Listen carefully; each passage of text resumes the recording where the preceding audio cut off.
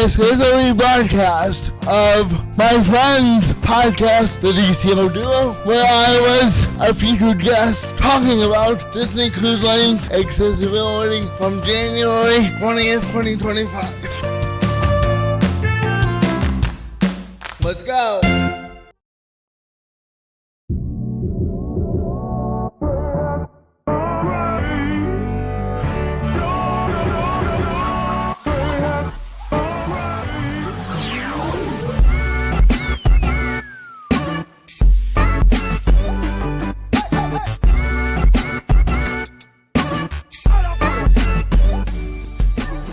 Welcome back, everybody, to this week's live episode of the DCL Duo podcast, brought to you by My Path Unwinding Travel and the fabulous folks over at DCL Magazine. We keep hearing that it's coming any day now, so we can't wait for the announcement ourselves because we've got an article in the first issue, we think, and so we're pretty excited about that. If you have not signed up to get your copy of DCL Magazine, head over to dcl-magazine.com to sign up for the wait list, and you'll get notifications when the magazine goes live. Yay! And if while you're over there, you want to pick anything up from the WDW Magazine store, like a subscription to the WDW Magazine or the DLR Magazine or their calendars, which I still haven't gotten for Sam. Tracy's already asking you, Brian. Did you order the calendar yet? I should just do it while we're on the show, but I won't. So if you want to pick up anything in the store, use code DCL Duo for 10% off everything over there in the WDW store. With that, Sam, we got a really great topic tonight, and a topic I'm really excited that we can bring to our community. So why don't you introduce our guests and our topic, and let's just dive right into it. Yes, I'm super excited. We know these guests. We've sailed with them before on several occasions. I've gotten to even tour their stateroom on board the Disney Wish, I believe it was. But we're super excited to welcome to the show Vanessa and Andrew Prince. Welcome to the show, guys. Oh, thank you for having us. So nice to see you both. We just saw you, of course, on board the Treasure for the maiden voyage, and it's just really great to have you on our show so soon after. Now, we talk about accessibility on our show a little bit. I like to say a little bit because we hear about it from other folks in the community. We hear about what challenges in particular when the Wish came out, what challenges there were with accessibility, and a lot of comparison with the other ships. But we ourselves are not the experts on accessibility. And so we have wanted to do this show for a while, and we're so excited to talk to the two of you because you live this in your daily life. You go on the ships quite a bit. You are Pearl cruisers like us. And something that you deal with when you go on the ships is, of course, accessibility. But why don't you guys tell our audience a little bit about yourselves before we sort of dive in, and I'll bring up my PowerPoint in a second. But why don't we dive in, tell people, how many cruises you've been on, when you started sailing with Disney, and a little bit about yourselves. Go ahead, Andrew. I am in the chat as Accessible Adventures with Andrew, so I do like vlogs and things, and with accessibility and other things. When I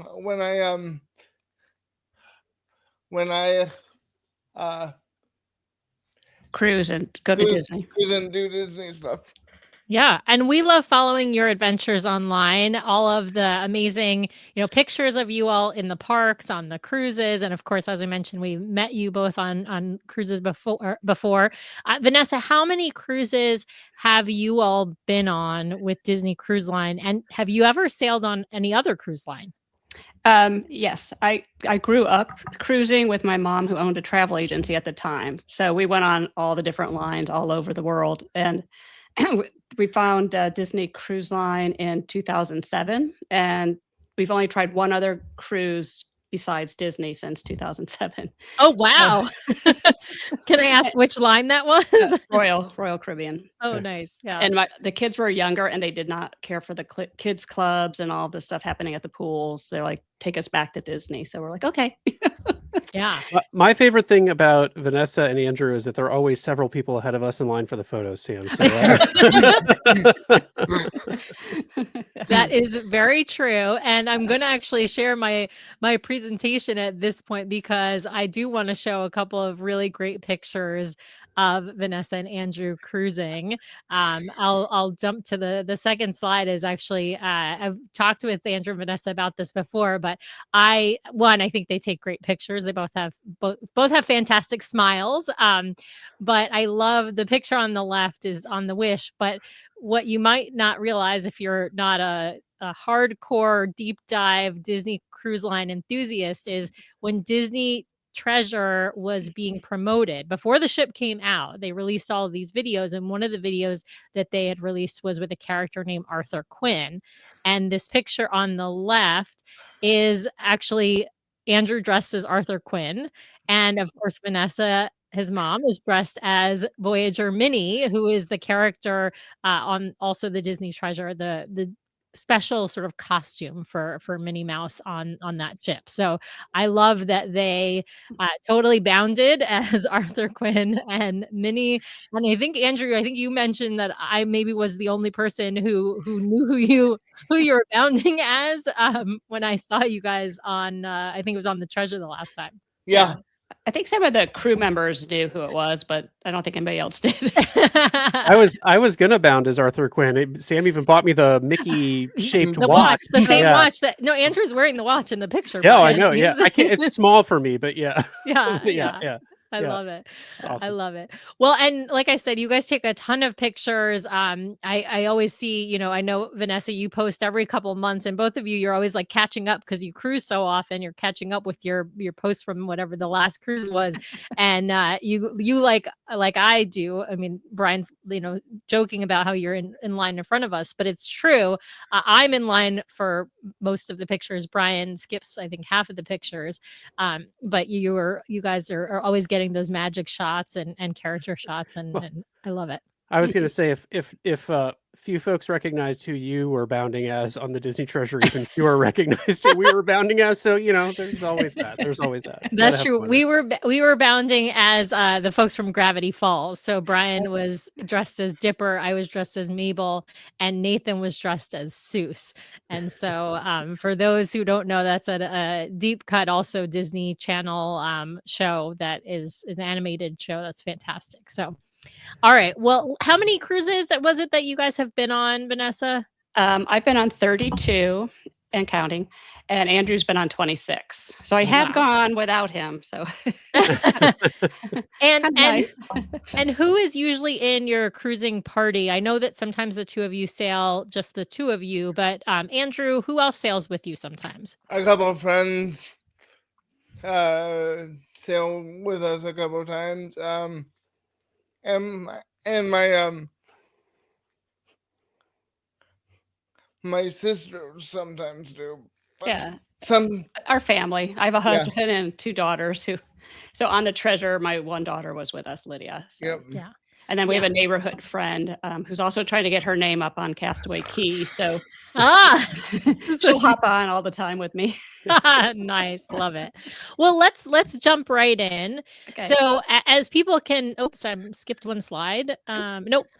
As people can see from the pictures, obviously Andrew uses a motorized wheelchair. And so it's a manual chair. Manual chair. Oh, okay. Manual chair. So we're going to talk about obviously accessibility on the Disney ships and accessibility on the Disney private islands. That's going to be the focus of our discussion today. But if folks have questions that are, on point, related, feel free to put them in the chat, and we'll try as best we can to answer the questions. But we got to start with planning and, of course, getting to the ship.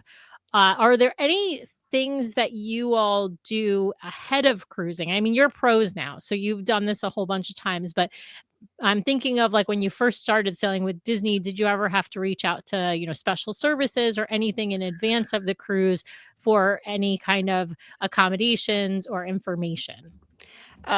Yes. And I would say that the first hurdle is getting an accessible stateroom. Mm-hmm. I think there's only 18 on the Magic class, but up to 35 on the Wish class. Oh, wow. but we can't fit in through the doors on a regular stateroom, so we have to have the accessible ones. But I have reached out to special services. Even when we did the Mediterranean back in 2013, I'm like, well, what do the roads look like there? Can I I wasn't really familiar back then with Google Earth or whatever you could do. And like, but what am I going to be like trying to get over, or how are we going to do it once we get off the ship? They've also helped me on my cruise coming up in February, book an excursion that will actually have a vehicle for Andrew to ride in. And they haven't always had that opportunity for us. We've done many where we've had to go out of side of DCL to book something, which is kind of tricky, but I do use their services quite a bit. Yeah. And they're very fast to respond to. You could call them or email them. Is this the Disney Cruise Line transportation that we're seeing here, or is it private transportation? It's a combination. But actually, the two on the left are Disney Cruise Line transportation. The one on the right is actually the Brightline train. Right. Yes. Oh, very cool. So ahead of time, we like to do land and sea packages because we're coming in from Ohio right now. Yeah. So we fly down. We're DVC, so we stay at a resort and we book Disney Cruise Line transportation from the resort to the port.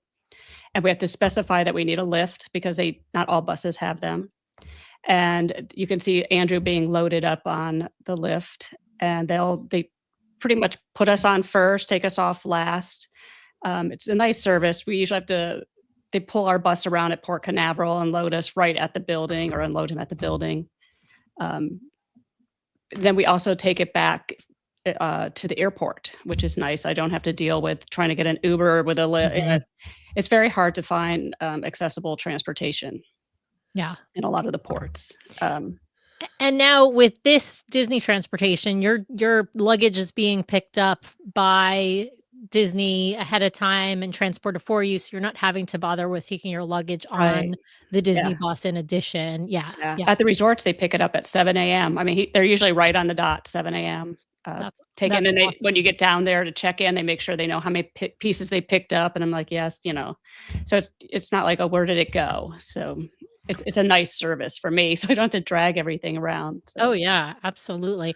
I remember you were talking, or you were asking a question, I think, in one of the Facebook groups about doing sort of a back-to-back cruise, but where you were changing from Terminal 8 to Terminal 10, or from Terminal 10 to Terminal 8. I can't remember which. And I remember you asking the question, Vanessa, about whether or not there's a way to walk, right? Or there a continuous path that you and Andrew could walk.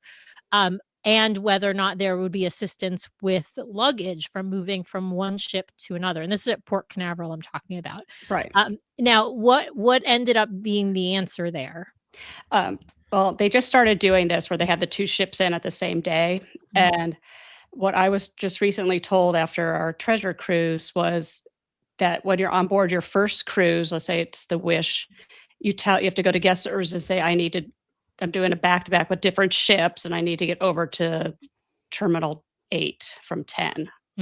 And they'll make the arrangements for it, knowing that you have the wheelchair and luggage. And I don't know about regular passengers, but for at least us, and I have been told there is a pathway, and they're not very far when you look at it when you're at the port. So yeah, I have heard that there is a pathway that you could walk it from 8 to 10 or 10 to 8. But obviously the luggage would be the issue, right? If you've got the two of you and luggage, that's not really going to be feasible to drag all of your luggage over to the other terminal. Whereas Brian and I probably, and wouldn't be great because we overpack too. So we'd be dragging a lot of luggage with us as well. We have a great question here about the port access outside of Port Canaveral. You guys, I know, have sailed outside of Port Canaveral. I'm thinking Fort Lauderdale. I don't know if you've sailed out of San Diego, but have you? Port Canaveral's pretty decent, right, in its accessibility. But what about some of the other ports that you've sailed out of? Any thoughts about those? Well, we've sailed out of 7 different ports with Disney. Oh, wow. So that includes Barcelona, Copenhagen, New York City, Vancouver. New Orleans, and I would say New Orleans is the hardest one for us. Even though we were at a hotel right across the street, we could see the ship. It was very hard to get to it. We couldn't get an accessible taxi. You could walk, but yet there was obstacles to get there. And a couple of times you're like walking and like, oh, please don't hit me with that car, because there's no sidewalks, but everybody's doing it. I don't know why they don't put a sidewalk there for people to walk from those hotels. Well, there's train tracks, right? And there are trolley tracks rather, and then there are steps, and it's of course cobblestone. Some of the streets. It's historic New Orleans, but it's a mess for accessibility. But no, that's not historic part. That part isn't historic. Part Maybe is New not, Orleans is. That part's not historic, Sam. It's just a mess. And I had the brilliant idea to walk from our hotel across the street to the port, and I was like, where are we going? And why do I feel like I'm in an alley right now? Yeah.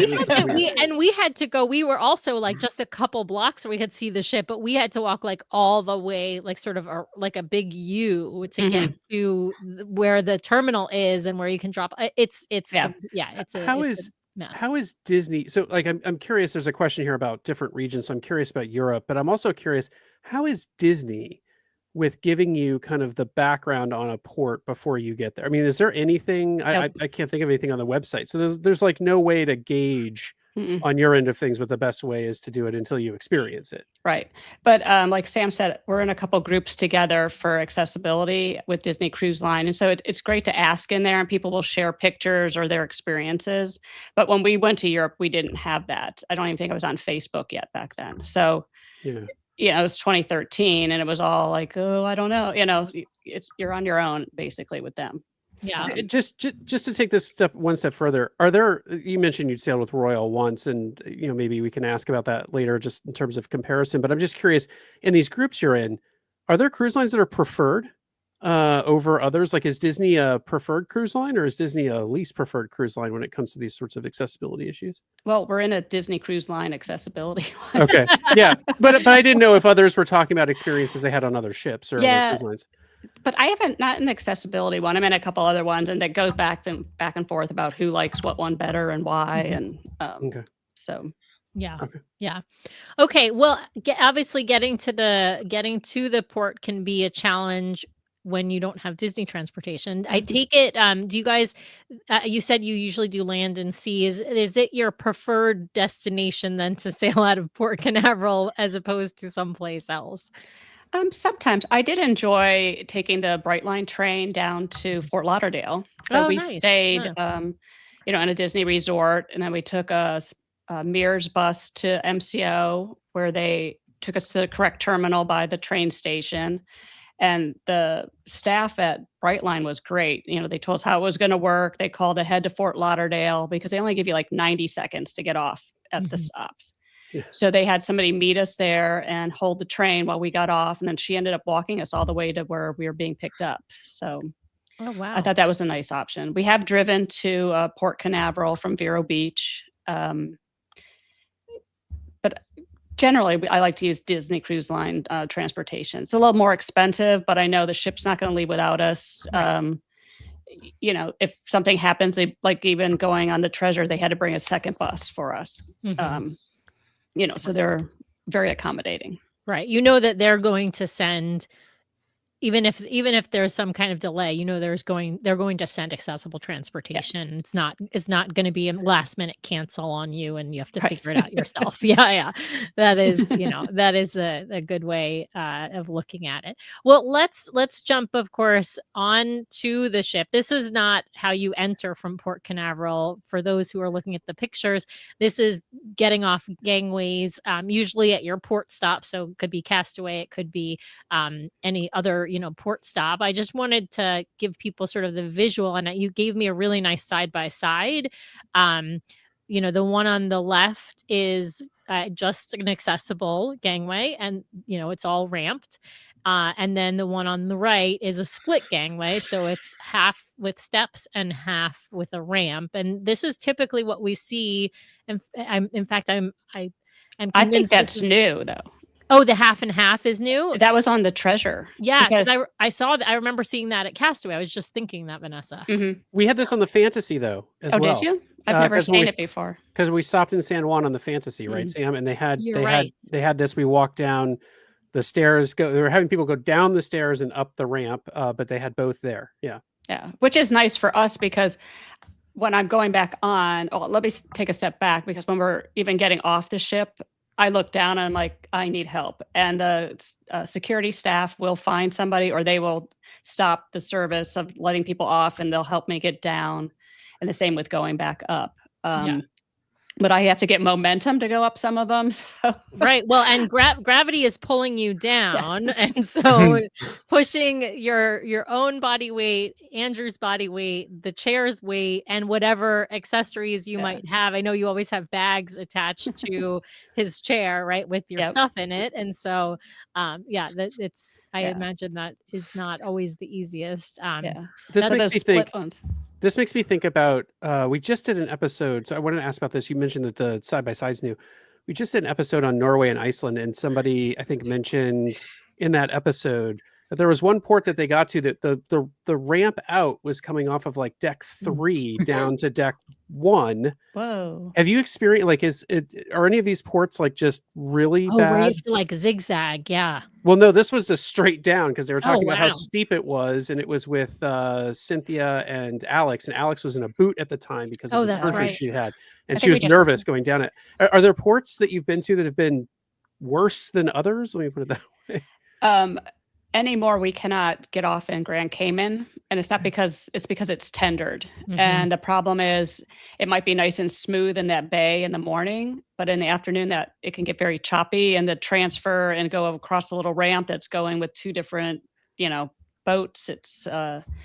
We just don't do it anymore. When we were in the Med, because of the wheelchair, I can't remember which port it was, but we actually got up. We were on the Magic, and there was something down on deck 1, and not one of these doors, but a different one that actually had a little platform that came out and a little ramp. And we went out on that and then got onto a special little tender that just backed in and we got on. I mean, I was like, wow, I've never seen that before. So I thought that was unique, but it was only for wheelchair users. So interesting. Yeah.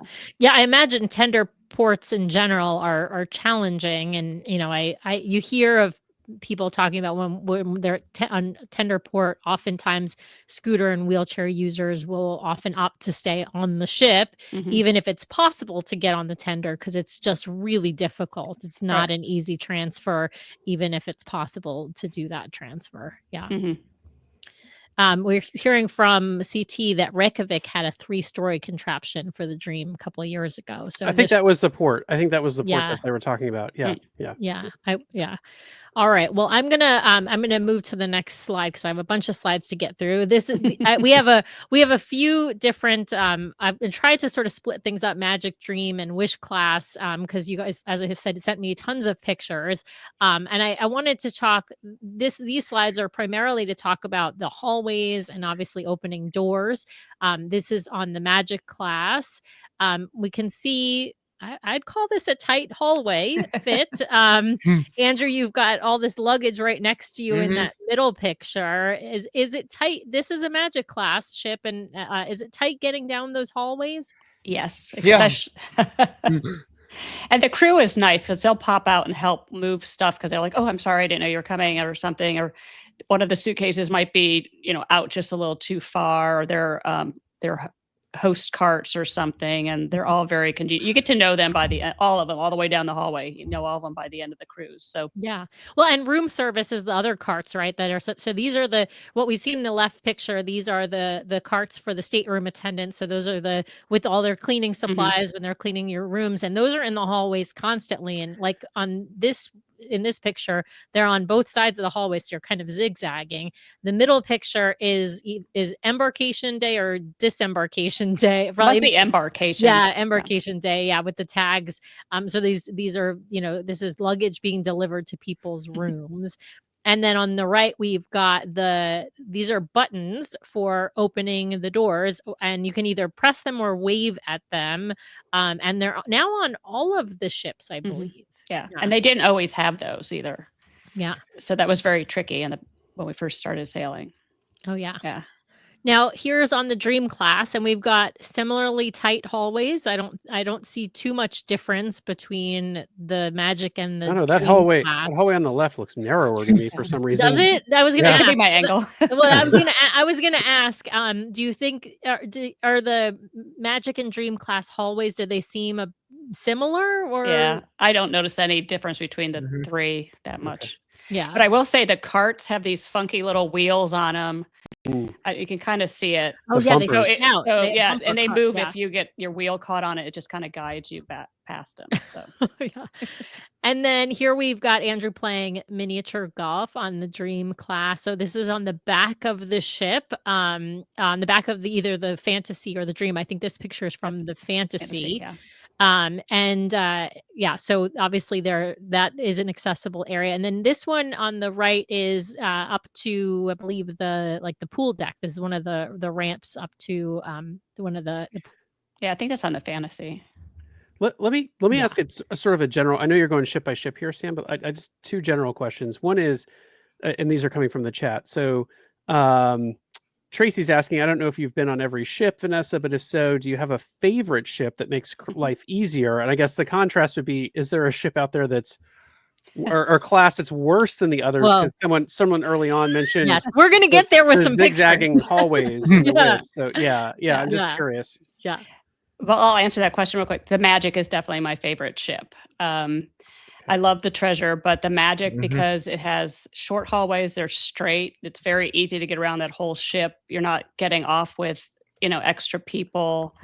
It can get into ports that the other ships cannot get into. So I think like our European cruises were different than what they're doing these days because we could get into tiny little ports. But definitely you don't have to worry about lifts to get anywhere on the Magic class, or even the Dream and the Fantasy. We don't have to use a lift to get somewhere. Where on the Wish class, it's really bad. So Yeah. So So here we let's go. go.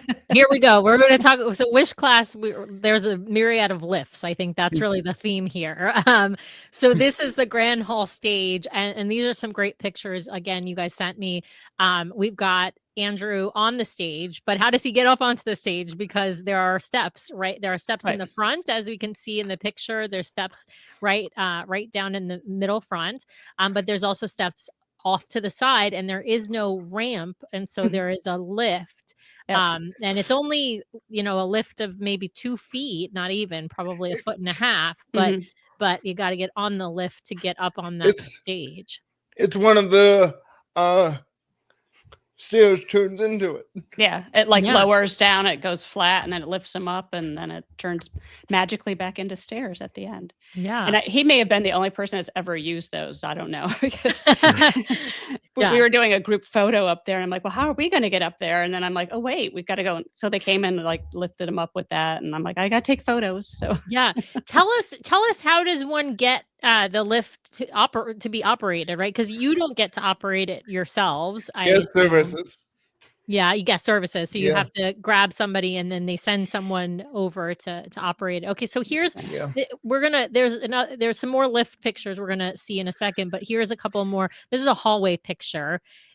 Is the hallway that's the Wish. Right, on the Wish, sorry. The hallway that one picture definitely this looks one narrower. looks more narrow. Are we right? Is this more narrow? It looks a little bit more narrow. Yes. But to me, Okay. they still feel the same. The difference, Okay. I feel on these, they had those little indents. Maybe the other ships have them, but I've noticed them more on the Wish class, the indents. Gotcha. And going back to the question about walking around through here, the problem with the Wish class is there are so many curves and they only have the 2 elevator banks. Mhm. And so I prefer the staterooms in the aft. So that's a long haul from that elevator. And I probably take 5 or 6 turns before I even get to our stateroom. And you got to watch out for people and kids. And, it's a challenge. And then if Yeah. you forget something, oh, Ah. that's when I leave them at the elevator. Go, I'll be right back. I'll be right back, Andrew. You stay here. All right. Yeah. Well, here we've got this is on the right hand side. We've got a pool deck lift over here.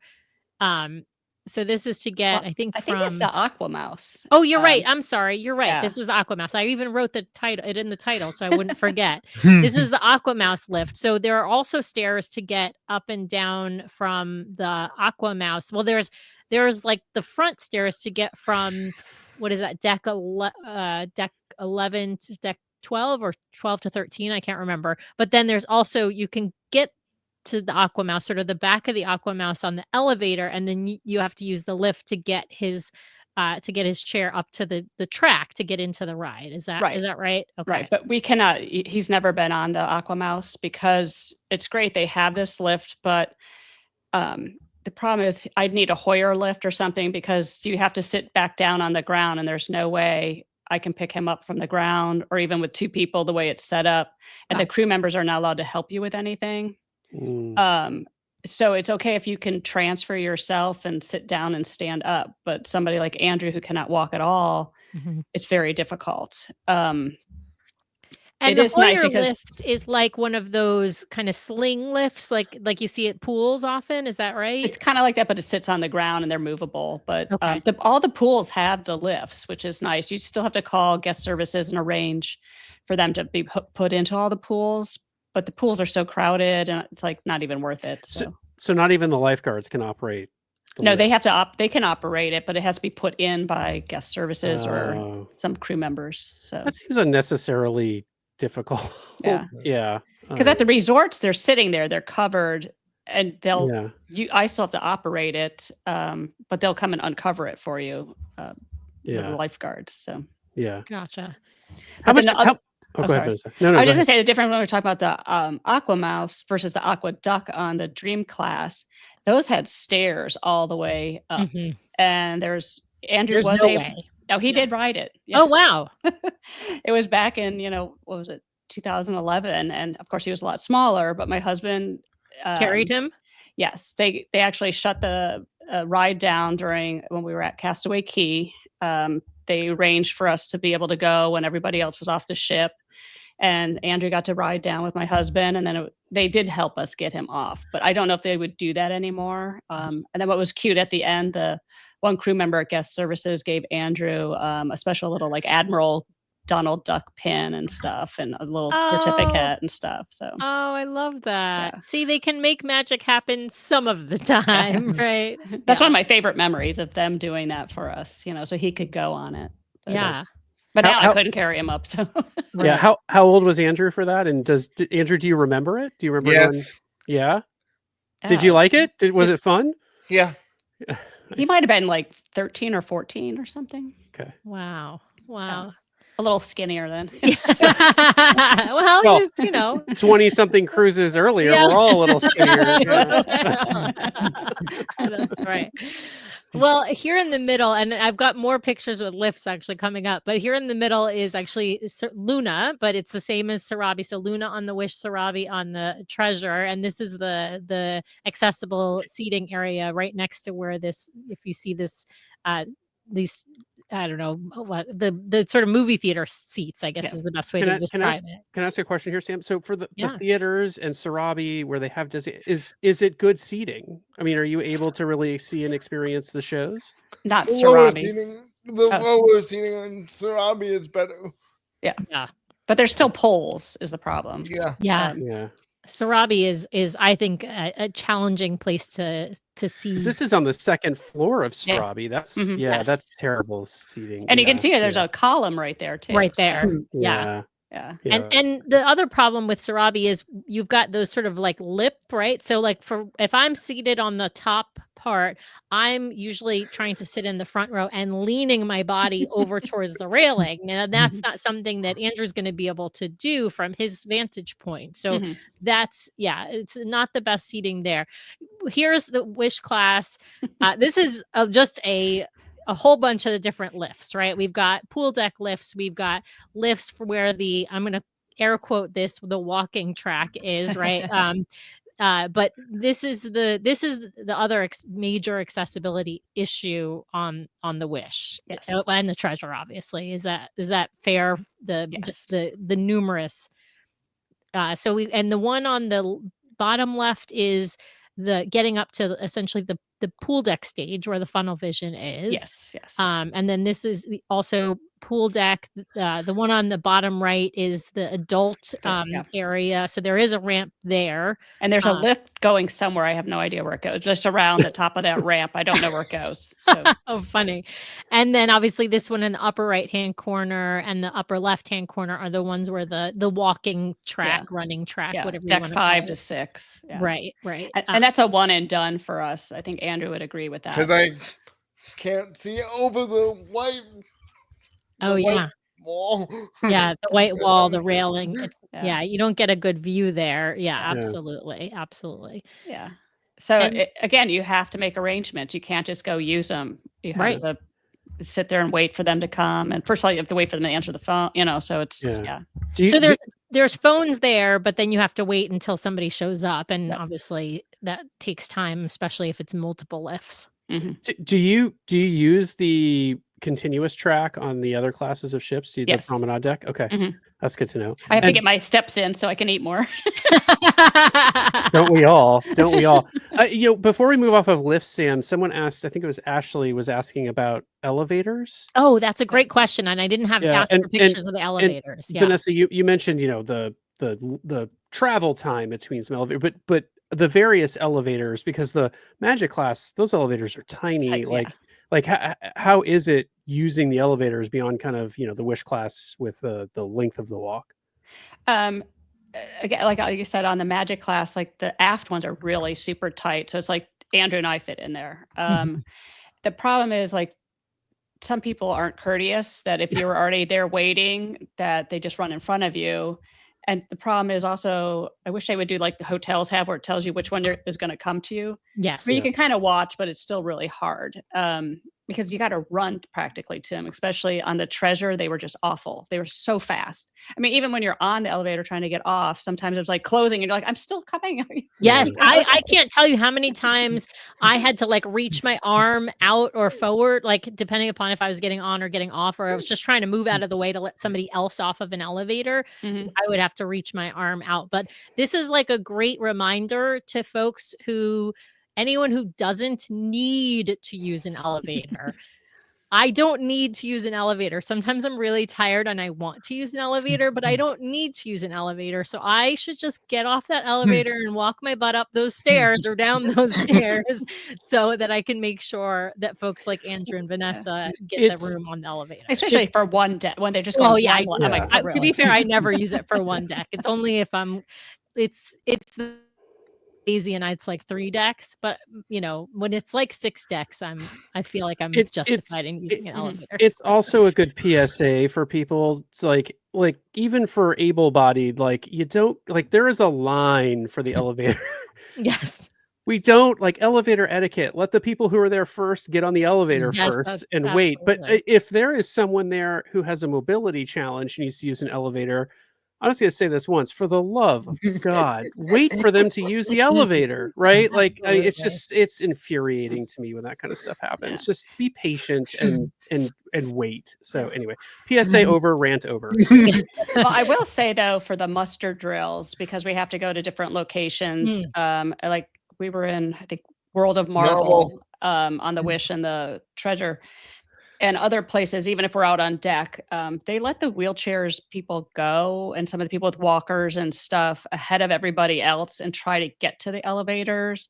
And we've had some really great crew members who are there going, no, wheelchairs first, and sometimes on the Treasure, it wasn't like that. I was like, because it's just a madhouse rush. Oh, that's the worst. After the muster drill is the worst time to be in any hallway on any ship. Because it is wall to wall people. I just try and wherever we are, I try to wait a little bit and let the crowd kind of disperse a little bit. And in that scenario, I'm always going to use the stairs because, like I said, it's wall to wall people, and there's so many people waiting for the elevators. Plenty of people who don't need to use the elevators waiting for the elevators after the muster drill. Yeah. We've got one question actually about the muster drill from CT. He's asking, are there any muster drill specific instructions? Like if the emergency alarms go off, are you told you need to go someplace different than your normal muster station? No, I was told that a crew member will come to us if we're in our state, if it happens when we're in the stateroom, or you go to a crew member and they have, Andrew calls it the chair of doom. It's a chair. I've seen them somewhere. I had a picture of it.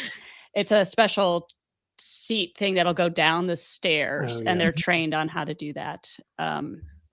I was also overheard a conversation on the last cruise with a woman who's worried about her son's wheelchair. And if we had to get into one of the boats, and they're like, we leave it behind. It's for the people, not for your chair, so Right. they will transfer you into the lifeboat and your equipment stays behind, and they'll just deal with you when you get off the lifeboat on the other side.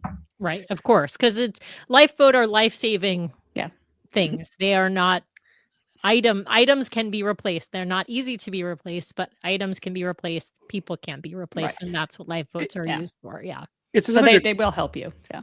It's another good question. We talked about. I don't know if there's other special equipment you need to bring on the ship with you, Vanessa, to help support Andrew, and like how does that work? If if people have like other medical equipment they need to bring on board. Well, so far I haven't had to bring any, but I'm getting to the point where I'm going to have to bring a Hoyer lift pretty soon because, yeah, he's getting a little heavy. But there's a company called Special Needs at Sea where you can rent equipment and it's delivered to the ship. I don't know if I have the list of what they actually will bring to you, but I know they do have a Hoyer, I believe, bath, the roll-in shower chairs. And just they'll even bring oxygen if you need that and things like that. I do have a friend who I reached out to say, well, how do you get your medical equipment? And they bring a shower chair, but it also has a portable bag for it. So they just send it with the luggage. Gotcha. And they're like, it just arrives in the room. So Right. I did reach out. And it is important to reach out to special services for things like that, because you also need to know what should go on with the luggage and what should go on separately. And if it's going to go on with you and you can't carry it, but you need assistance with it, that sort of a thing, I'm sure special services can work with folks on that kind of equipment. Yeah. But even things like, I don't know, some people use a CPAP and they need distilled water for their CPAP. I know that Disney Cruise Line will provide that, but it is something you need to request ahead of time with special services. So there are things, there are all kinds of medical needs and accessible needs that special services works on. So it's not just exclusive to, wheelchair accessibility. Right. Let's talk a little bit about the dining rooms. And some of the dining rooms are kind of tight. I'm thinking Arendelle being the main one. But Marvel's kind of tight also. And so is 1923. This is a picture of Andrew in Animator's Palette I believe on the Magic. Tell us, are the dining rooms difficult to get in and out of, or are you seated in certain areas in order to make it easier to get in and out of them? So far, we haven't had any trouble, but you can see they've pulled a chair away. They always have that ready to go when we first get there, without even asking, where does he want to sit? I guess that's where we're sitting. But the tightest one is Marvel. I have to get in position and kind of hop him, pick the chair up and kind of move him over a little bit. There's not a lot of room to turn. And it's same probably with Arendelle. Coco, we were on a back end one, so we just kind of rolled in. But they're pretty good. And I will say the wait staff is great with him. What I like is people that I can't understand. Oh, except for you have people you can't understand. Oh, so somebody with a heavy accent, maybe? They talk quietly. Yeah, some of them talk. Or they talk too quietly. Yeah, that makes sense. Yeah. But one of the nice things is, and I never ask, but sometimes if he orders a steak, they'll cut it up for him. So sometimes I have to cut it a little smaller, but it's nice because then I don't have one less thing I have to do for the week is get his food cut up or something. So. Yeah. Are there I appreciate that with Nathan. So I mean, I understand the same. Yeah. Are there tables in the dining room they tend to seat you at over others, or are you just at the mercy of the table assignments like anybody else? I don't know. I don't know how they do it because it's magical. However, your rotation even works. So yeah, I know we're flagged as being in a wheelchair. So I don't know if they just automatically they have moved our table numbers sometimes. We're not. If you look, they're not consistent with other table numbers around us. Oh yeah, we've seen wait staff swap table numbers and things like that. That's why they sometimes are a little bit confused when they're trying to find your table when they take you into the dining room, because the table numbers are not always in the same place. You do see some movement. Mhm. All right, well, let's move on to talking about the Walt Disney Theater and brought up. This is some pictures from the Magic class. There's 2 different seating areas pictured here. The one Andrew is in is at the top of the theater, meaning the sort of the back of the theater. And then, or actually, or is this midway through? This is No, that the Magic class only has the top and the bottom. On the top and the bottom. That's right. That's what I was thinking. So yeah, so this is Andrew sitting at the top of the theater, and so you've got also a picture without his chair there in the top of the theater, but then at the pictures on the right are showing the very front of the theater. So there's another accessible area right there as well. Well, and wait, those are really fun to go to if you want to sit down in the front. I don't always care to sit in the front, but you have to go to a crew member on the top deck when they're going into the theater, and they take you through airtight doors, and they actually have to call up watertight, whatever. They have to call up to the bridge to get the doors released so they can open, and then you have to wait while they close them back up. So you're going through like little corridors. Like the crew area. Yeah. That's so cool. And then there's a little elevator down that they use for the shows and stuff. I know on the Magic, it's through keys. Mm-hmm. There's a push door. You might not even know it's like got the wallpaper on it, but there's a little door to the left of the piano, and that's where we go. Oh, wow. So that's kind of fun. Yeah. We have sometimes, depending upon the ship, concierge might have access to the theater early and through some of those same spaces. I believe on the Dream class. It's on the opposite side. Because yes, right. Because keys would be on the left, and O'Gill's or whatever it's through O'Gill's, and you go through O'Gill's for concierge, and they're Yeah. going through keys on the other side. Yeah. So here's the Dream class, and Dream class has this is similar. We've got the sort of at the very front of the theater, but then on the Dream class you also have sort of the middle, right, which is the orchestra section. Let's talk about the floor orchestra section. You have in the front and in the back of the orchestra section 2 options of where you can sit, and then I think you can also sit up top as well. Yes. Right? Yeah. But those are kind of hard because you don't see the top of the stage. Yeah. Like even sitting regularly, I'm like, I don't like sitting up there. I don't like sitting there either. But this is just a slight little ramp up to that little the upper section from whatever you were calling it, the orchestra section. Yeah.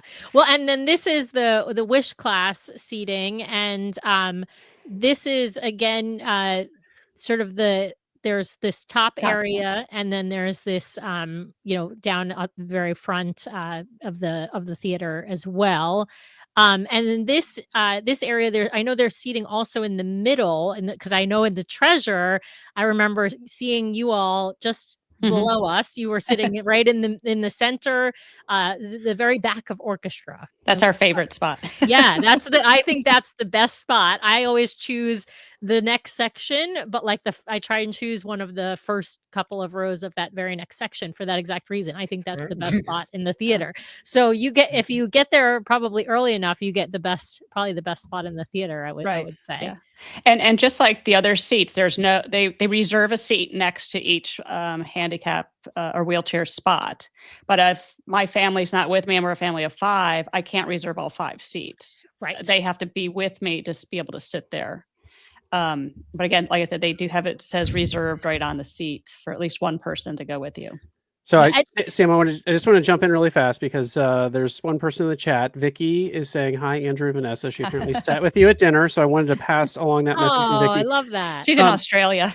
Oh, wow. Amazing. We've cruised with her several times. That's That's awesome. We all love having Aussies on the show. Talk about the Wonder Down Under. I have a very important theater question from the Treasure, which is just, Andrew, what did you think of Moana? I loved it too. Yeah, I loved it too. I know you guys are big theater fans too, because I know you go to all of the shows like I do. And of course, on the Treasure, you were always, like I said, always down there, and same on the Wish, always down there. And I think you went to see Don Ducky Williams, his presentation. Yeah. I love that. All right. Well, next we're gonna talk. Let me get the next picture queued up.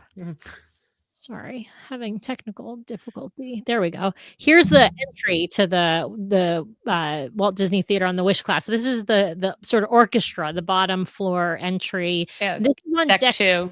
right? Yeah, this is an area again where if concierge gets early entry, this is the same way that they come in as well. And so most people don't see these areas because they're just, I mean, they're there to be seen. They're just kind of off the beaten path because only the kids club and there's some staterooms are on deck 2, but there's not much else down these hallways. So most people don't venture down these hallways. But those are wide hallways, and I'm so glad they did that because then we don't have to go through calling the bridge and everything to get down lower. So yeah, we applauded them for that. So this is one area where Wish class improved as opposed to the lifts where they obviously and the hallways where they maybe did not so well.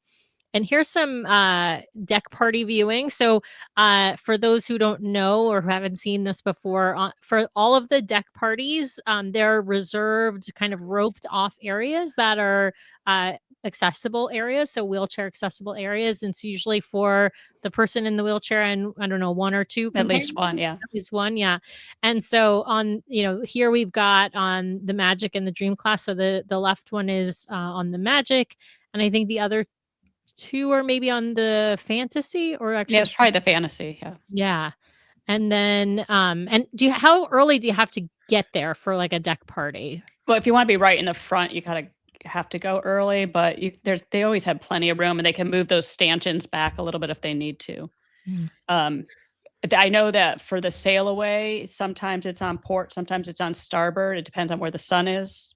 That's what they told me. Because one time I went all the way over to the port side, and they're like, "Well, no, today it's on starboard." I'm like, "Well, why?" So there's we'd like to keep you in the shade. So I thought that was nice. That is, because if you notice here in these pictures, it is on both sides. So the one that has the picture with Donald in it, you are on the starboard, and then the picture of the pirate party, you are on the port side. So pirate party is always on port because you want to be able to look out because they shoot them off the starboard side. See the fireworks. That makes sense. Yeah, you have to if you are on the starboard side, the Aqua Mouse would kind of block your view, and the deck would kind of block your view.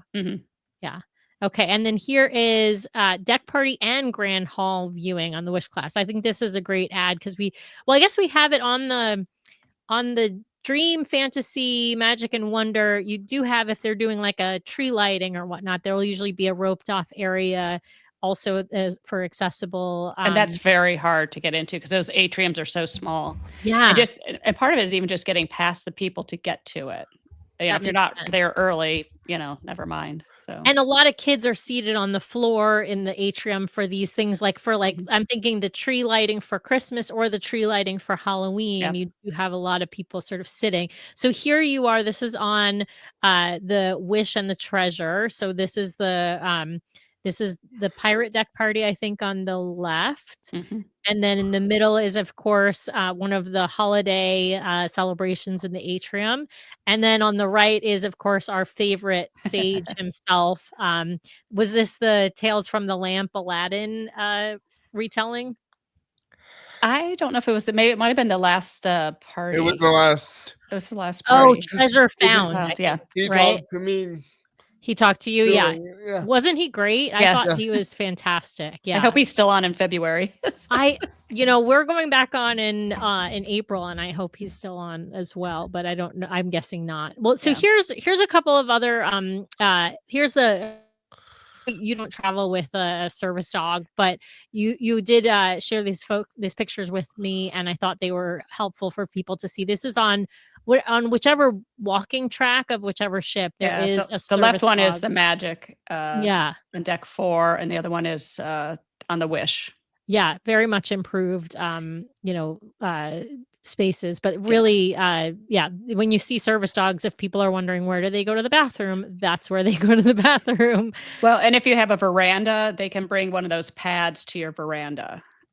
Some people have had issues with them because the dogs need more room than the veranda has to kind of walk around a little bit first. So that makes sense. Yeah, get them moving. All right, we're going to talk a little bit about staterooms.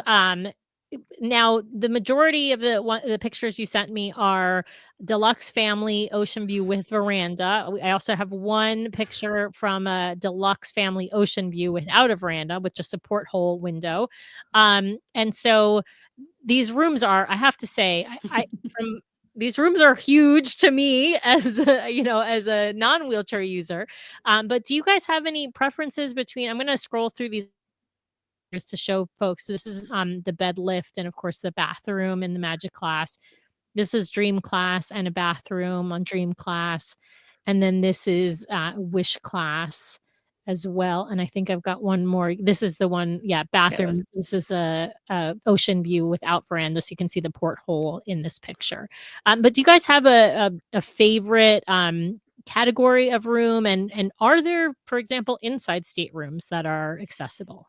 Yes, starting with the stateroom, the inside ones, we did stay in one on the Dream on deck 2. But what was nice about it had the magical porthole, but it was tight for me. Yeah. I mean, I could get them around, but it wasn't as big as this one we're looking at right now. Again, because it was an inside one. My favorite, I don't know if it's Andrew's, but I call them the pie-shaped ones on the back corners. I'm not allowed to give out stateroom numbers, he said, although you could see them. What if they book our stateroom? Because they're just a lot more room. What is nice on the Wish Class is, it was probably back on the last one, there's a curtain that can block off where the sofa bed is. You see how it's like drawn on the bottom right corner? Yep.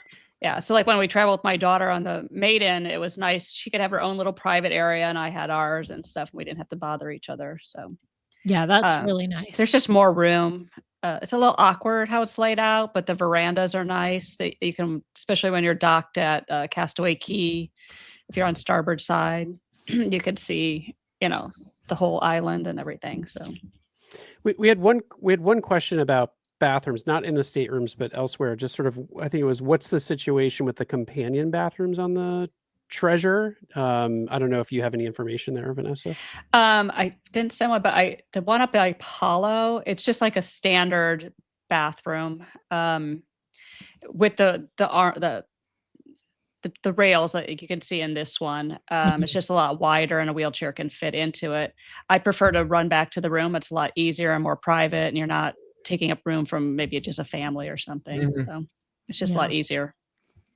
Well, and that makes sense too, because most of the bathrooms are also single sex bathrooms, right? And so then you're trying to figure out, okay, well, which bathroom am I going in? Because, Andrew's a male, you're a female, and which bathroom is the right one to go into? And yeah, if your stateroom isn't too far, that's probably the easiest. Yeah. All right. Well, here is 2 other features on the Wish Class that I think that you sent that I thought were helpful. The door, right? So the door obviously has a button. These doors are heavy on cruise. I mean, I always think if I'm carrying something, the doors are heavy to open from either the inside or the outside. So it's really nice to have a button.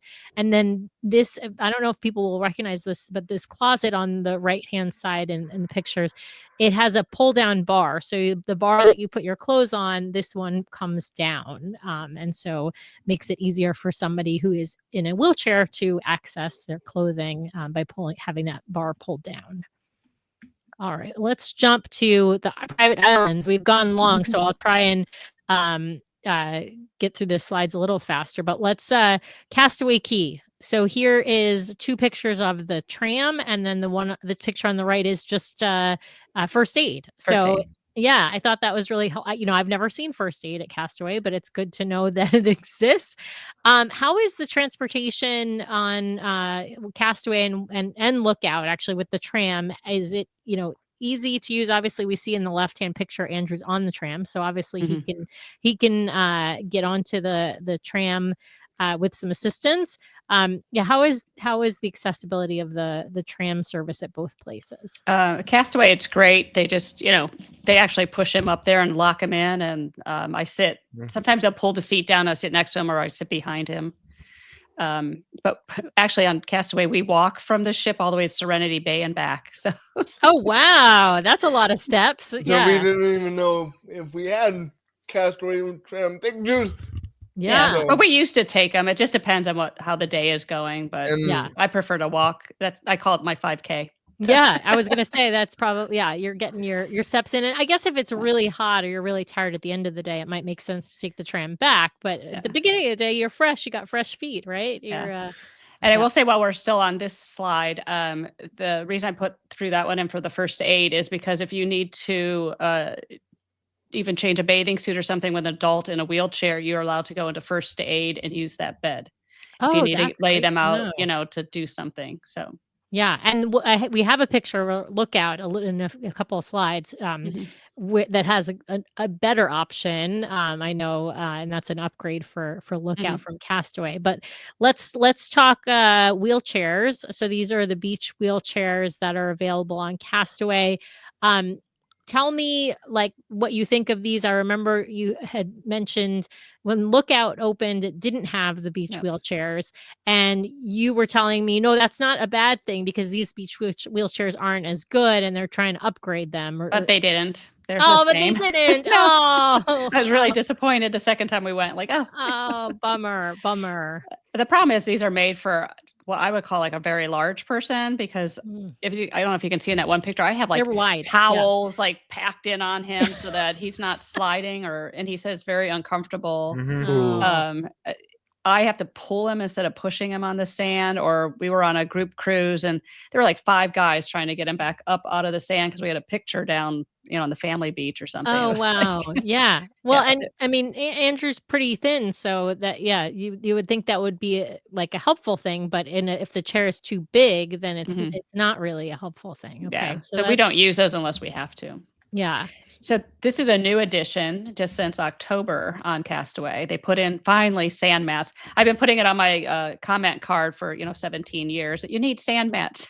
Yeah, and I'm flipping just because there's a few different pictures with a whole bunch of different sand mats, and obviously some areas to sit. Yeah, which is nice, So if you want to sit with your family or something, you can pull over that one in the middle. You can go. That goes over to the snorkel area to pick up snorkeling. The one on the top right is Serenity Bay. So it is nice because at Serenity Bay, I used to just park him at Castaway Air up on the deck. Right. So he could like look at the ocean but now I can like actually take him. That's Serenity Bay there. And on the right is Castaway Air seating area. And then obviously the middle is you can see Castaway Air is up at on the right-hand side in that middle picture. And then the left is a shady area. Well, the left is conked out, which is nice that you can go and sit in the shade and like sometimes we'll get a drink and go sit there and watch the ocean or something that's before the mats came around. So so now that the mats are there, now you can go to this kind of nice seating area and sort of lounge and get closer to the beach. Right. But if you notice on the next one, I just saw it when he popped over to it. They don't quite go to the end of all the way down. Yeah. So there's a couple of them that do that. And it's like, well, it's still kind of hard. So I had to figure out how to get them on the one at Serenity Bay. And then the one on the bottom left is where their food is at Serenity Bay. And they have a couple of tables there, but you have to get into the sand to get to the table. So we still just eat over at Castaway Air if we eat there. So I want to know from Andrew, which island do you prefer visiting? Castaway or Lookout? Question. I like them both for different reasons. Diplomatic answer, my friend. What do you like about Castaway? We'll start there. I have no idea. What do you like about Lookout? How accessible it is. Yeah. Okay. So here we've got pictures of Lookout. So I had to include this picture of the pier because it's a long pier, and you sent this to me, Vanessa. So I imagine again you're thinking about getting your steps in when you're walking. We're actually standing at Lookout, looking at the ship, basically. So right a little bit before you hit the tram, and then of course here's the tram. So at Lookout you have to use the tram. You have to walk the pier, or you can take a golf cart. And they have accessible ones to take you to the tram. But I'm imagining you are walking to the tram, Vanessa, most of the time. Yeah. And then loading onto the tram. Everyone has to use a tram because they don't have the roadways like completely paved and there's not. It's a long way. Yeah, it's too. a long Yeah. ways too. Yeah, absolutely. Yeah, and so it looks like the trams look pretty similar to what they have at Castaway, and Andrew's wheelchair can be loaded on and off fairly easily, it appears. Mhm. And they seem like they have a lot more trams there also, if you notice. I think because everybody has to use them. So Yeah. there's always a lot of them. Are you walking the length of the pier then, Vanessa? Yes. Yeah. Okay. Pushing him. Yeah. All right. Yeah. Anyone out there who is able-bodied and complaining about that walking, needs to talk to me. And I pass people too because I'm like, you're too slow. I'm like, Yeah, I love it. I love it. All right, so these two pictures on the left are just the pathways, some of the pathways on Lookout, and the one on the left is one of the pathways. The two on the right are actually the pathway to the lighthouse at Lookout Key. yeah, So if and you that's the wanna- lighthouse. Yeah. Yeah, and on the right is that lighthouse. So you can walk there, and obviously it's is it paved or is it dirt? I can't No, really tell. It's like crushed limestone or something. Okay. And what I noticed, we were there in July and then in October, and they have paved a little bit more as the time goes. Even the road is paved, like for the trams, because some areas it was not paved when we were there in July. And I'm hoping they do a walkway a little closer to the lighthouse just to make it, because there is a sign that says, wheelchairs go this way. It's like, well, okay. Gotcha. And I have had All help the both way up to it. times. Yeah. All right. So this is the same wheelchair, right? The same sand or beach wheelchair. Yeah, pretty much. Yeah. Yeah, that we see on Castaway. And then here are some of the ramps. Now, you sent me a ton of pictures. I only included a couple of them, but there's a ton of ramps down to the beach at Lookout, depending upon where you are at. Not every walkway that is one of these wooden walkways has a ramp. Some of them have stairs, so you have to look for the ones that have sign. But I thought the markings were pretty good. From my perspective, do you feel similarly? Did you feel like it was clear which ways you had to go to get to a ramp versus a stairs? Yes, but the only complaint I have, there's a couple of I don't know there's like a little sand dune over by Serenity in that area. And there's one ramp that goes down and you're stuck behind the dune. So you're not actually going to the beach part. Yeah. The other issue, I didn't have a good picture of it, but the one on the right, there's a couple of them where you get down there and you would go off, but there's still a good probably 18-inch drop down to the actual beach. And I wish they would just mark it like, caution or something. Right. Which ones are going to be easier to get down to if you want to get all the way down to the water in particular. Yeah. And the other issue is there can be a lot of sand on it. So pushing back up can be tricky. I have been known to go and swipe it off with my feet just so I have better footing to push them up. Yeah, that makes sense. Now here's the eating area, and I think the thing to look at is the countertop height right here, right for the drink area. It's wheelchair accessible, and then of course the tables. All of the tables, I think, all the picnic tables have this. We'll call it a cutout. No, not all of them. Just a couple of them. Just some of them. Okay. Oh, you know what it was? Over by the cabanas, they all over by the family beach cabanas, they actually all have this cutout. But there are several accessible cabanas as well. But yeah, they have so that a person in a wheelchair can roll right up to the table and eat with the rest of their group without worrying about removing a chair or anything like that. And then on the right is these plugins, right? They're just and I imagine that's helpful if you need to charge any kind of medical equipment or charge if you have a motorized wheelchair. Yeah. And if you look at the beverage station, there's buttons down below. They also have them at Marceline Market. And Cabanas, we think. Yeah, Cabanas might have them, which is nice so that you can run the machines from down below. But the problem is it's really hard. It's a big reach to get your cup up into there if you're in a wheelchair. And they're very tough for, you have to really have a good pointer finger. Yes. Yeah. You have to have a strong pointer finger to press it and hold it, right? Yeah. No, that makes sense. We've tried it, yeah. Well, so this is another, I know this is an upgrade for, this is and there's more than one of these, I think. Am I right? I don't know. I've only seen the one when you first okay. get off the trams.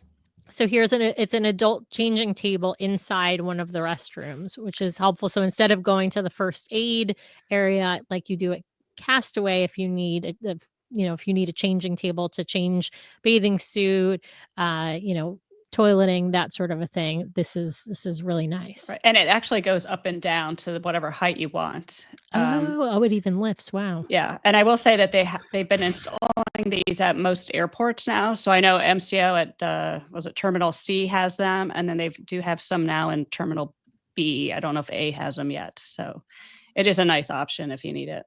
Yeah. And then here we've got, this is actually one of the ramps to one of the cabanas. As you mentioned, you got to take a sort of tour one of the cabanas, one of the accessible cabanas.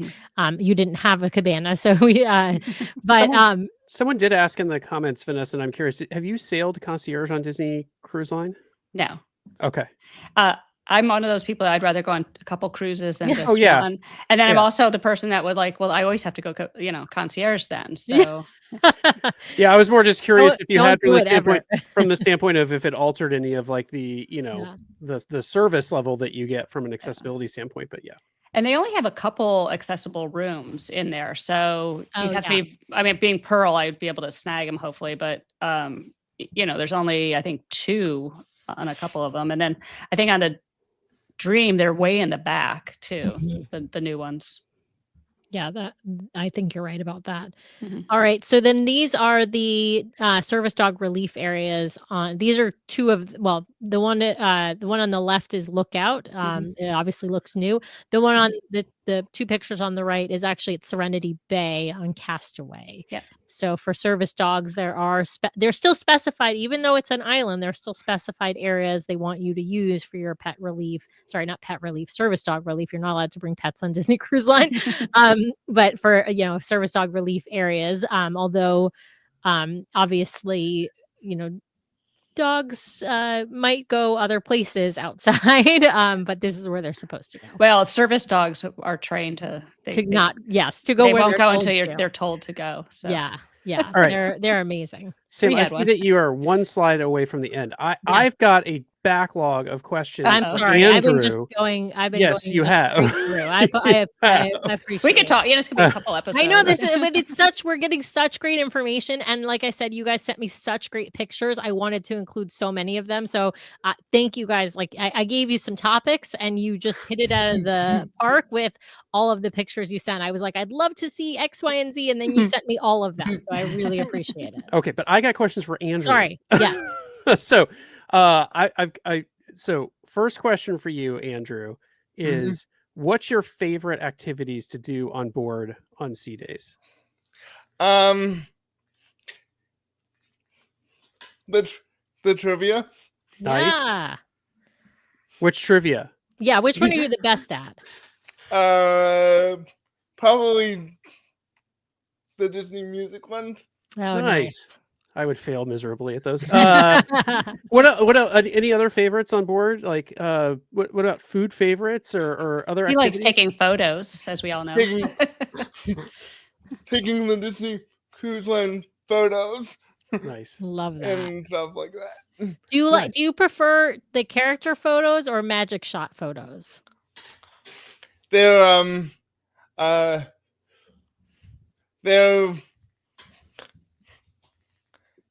the character and the man. Both of them. Well, they're so different. Yeah. They are. I love them too. Who's your favorite character, Andrew? Mickey. Nice. I mean, the boss. Classic, right? I bet Vanessa's is Minnie. Yeah, and Mickey. I mean, and Mickey. Okay, yeah. fair. Nice. I love that. She's out a lot more now than she used to be. So it's good. She is. I love all of her different outfits. I try and take as many pictures. Well, I try to take pictures with as many different minis or mini outfits, I should say, as I possibly can. Yeah. Okay, so the next question for you, Andrew. What is your favorite Disney World ride? Oh, yeah, and that one's coming from Ashley. Oh, I know if you can.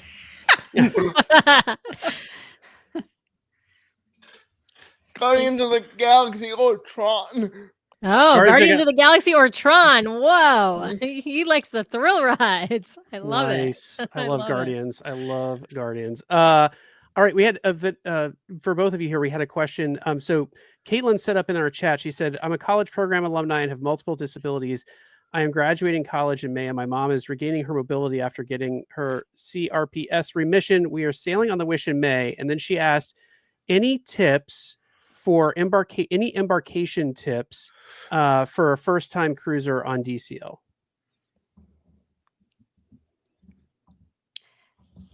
I think you can ask for help. I find it a little hard sometimes getting up the ramp, and especially if you both have disabilities, it might be hard going from the actual port onto the ship. And if you ask, they will help you.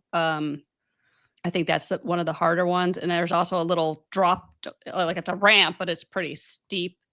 But again, you can ask for some help on that. And I think maybe even like looking at the ship layout before you get on the ship is a good idea. So you're not, especially the Wish, because there's some hallways that are weird and tricky, especially on deck 3 over by 1923, getting back to the elevators. You think, am I there yet? Did I miss it?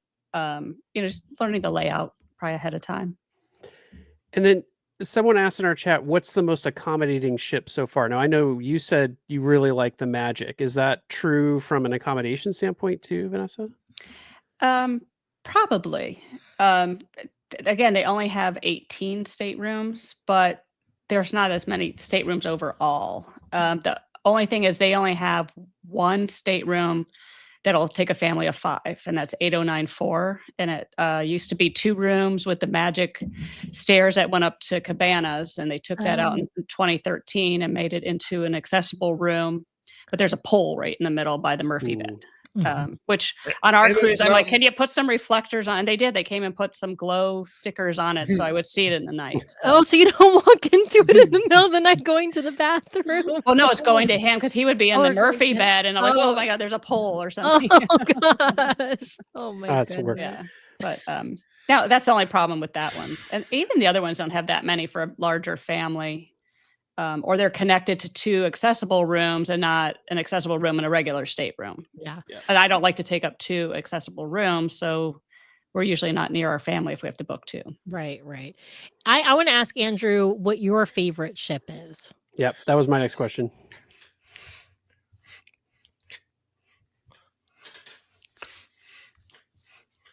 I have crew member friends, so whatever cruise ship they're on. Oh, I love that.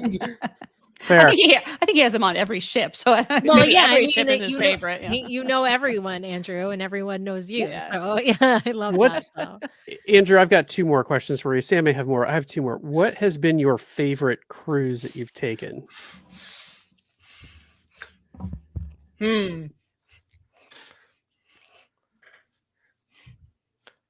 I can't tell you the reason, but the treasure one. Treasure. Yeah. Okay. All right. Yeah. That was I a can pretty tell you smooth the sailing. reason because it's the best ship out there. I mean, it's all the parks theming, Andrew. We love that ship for all of its like spaces, and I think all of the shows. I mean, you of course said you loved Moana. Like the shows are top notch, and then they added Sage and Coriander and added all those shows, and Indiana Jones, Choose Wisely. I mean, it's just it's just. I do love the treasure too. I mean, yeah. Don't get me wrong. It's like I can't wait to get back because we did not see everything in a week. I mean, that's how wonderful it is. So, Andrew, did you get to see the Haunted Mansion bar? Yeah. What'd you several think? times. So you like it?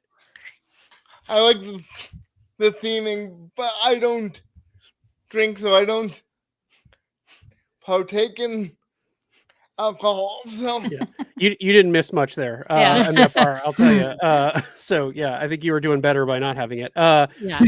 What about Andrew? I'm gonna steal Sam's question. Favorite stage show on Disney Cruise Line? Oh gosh. Oh jeez.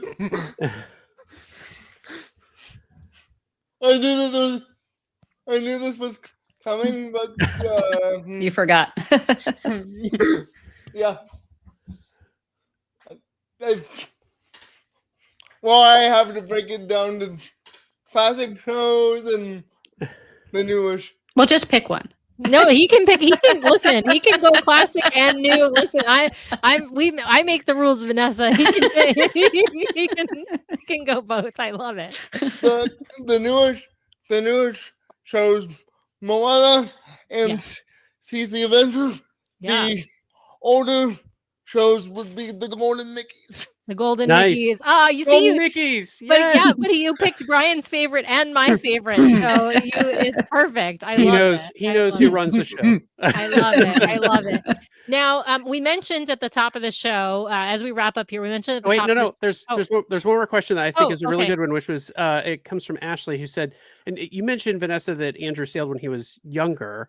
Did he get to participate in the kids clubs at all as a younger sailor? Yes and no. They've actually changed it a little bit from when we first started sailing, when he was able to go into them.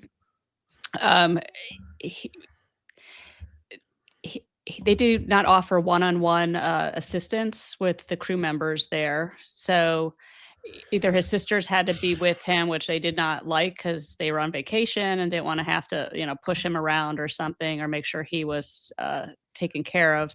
So he did some, but only maybe Oceaneers Club. He tried the Edge, I think maybe once. Mhm. Again, it was hard because his sisters weren't up there yet and they wouldn't move him around, and it just was kind of awkward. Now, one thing nice, they have a lot more open houses, because it used to be when we first started sailing, they only had an open house like on the first day.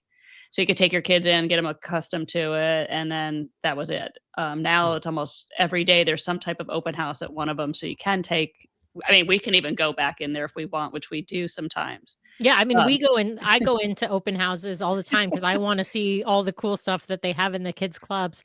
I mean, they have all these like cool Star Wars themed areas, and I don't know, now Nathan is in the Edge, and so he actually can't go to Oceaneers Club anymore during regular programming. So the only way he can go into the kids club is either if it's like an Edge takeover or during open house. So we do the same. We still check it out, because even though you can't do everything when the kids clubs are in open house mode, you can at least see everything. Right. And they're experience. amazing, Yeah, they're really, really good. All right, Sam. Well, we have run way over. I know, but it's been on such time. no, but it's no actually, apologies. It's been such a great show. I'll break my rule because I have one more question for you, Vanessa. Which is just, have you ever? So we had a long time ago now. We had Autism on the Seas on, and they were talking about respite care. I'm just curious. Have you ever looked into any of the outside providers, that will sail with you and provide, kind of some additional support while you're on board? No. Okay. No. Yeah. I do. It's prohibitively expensive in my. Oh yeah. But yeah. I'd rather take a family member at that point. Right. Yeah. Right. Fair enough. But I do have friends that when we sail, like our friends took him to see Don Ducky Williams while I went to a tasting. So a lot of people will kind of take him over for a little while, and it's kind of nice. Yeah. But the cruise is my respite in a way, because I'm like, well, if I have to take care of you, I need a vacation. So you have to come with me. Listen, I love it because I don't have to cook. I don't have to clean. I don't have to do the dishes, right? All of the things that I have to do at home in addition to my full-time job to make this household run. I don't have to do those things on a cruise. So it's a vacation even when I'm, taking care of Nathan at the same time. So as a mom, I totally, relate to that. But I wanted to mention again, Andrew's YouTube.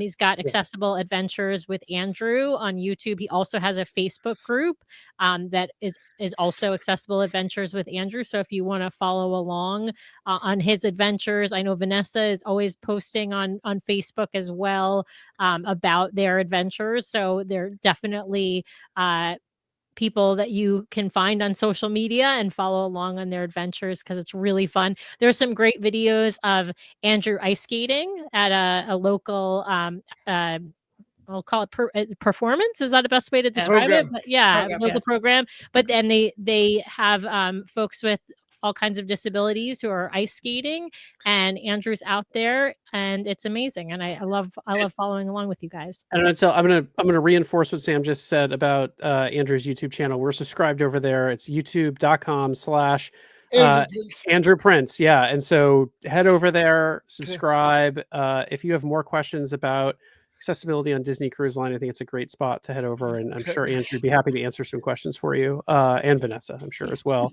And so head over there, check that out. I just like. I know this show has gone long, but I agree with Sam. This is a really important topic, and we have been wanting to do this topic for a couple of years now. And our knowledge only goes so far. So I really just want to give a heartfelt thanks to Vanessa and Andrew. It is late there now on the East Coast. We appreciate you hanging in. We appreciate you sharing your experience with us and our audience. We appreciate you sharing this really valuable information with folks. And it just a heartfult thank you for taking the time. Oh no, I could talk, all night if you want. I'll beg off, but Sam will go all night long. So yeah, there you go. Well, I'm also in your Facebook group, so if people have questions, they can. Yeah, I can answer questions in there too if anybody has any. Yes, that's a great. Thank you so much for doing that, and you do that in cruise groups. I've seen you do it. It's really fantastic what you're doing. I really appreciate both you and Andrew coming on. With that, Sam, I think we're going to wrap up. I'm going to give my usual just quick reminder to folks that we will be back. Same bat time, same bat channel here next week at 5:30 p.m. Pacific, 8:30 p.m. Eastern. And our next show topic is going to be with our friends Haley and Drew, who are out there sailing on the Disney Treasure right now. And we'll be back to offer their own review of the Treasure, unbiased and unfiltered, as we have come to expect from them. And so, spoiler alert, they already love sage and coriander. I'm not surprised. Anyway, with that, we will just say thank you to everyone who's watching. Don't forget to like and subscribe to us on YouTube. And of course, if you want to listen. Thank you again to Sam and Brian from the DCO Duo for allowing me to rebroadcast this episode of the DCO Duo. Hope you guys enjoyed. Thanks for watching. There's a lot more My Adventures to come. To discuss this video and others, go to the Accessible Adventures with Andrew Facebook group and request to join. Thank you for watching my adventure. I really enjoyed taking you along with me. Please subscribe to the YouTube channel for more adventures and clips. Let's go!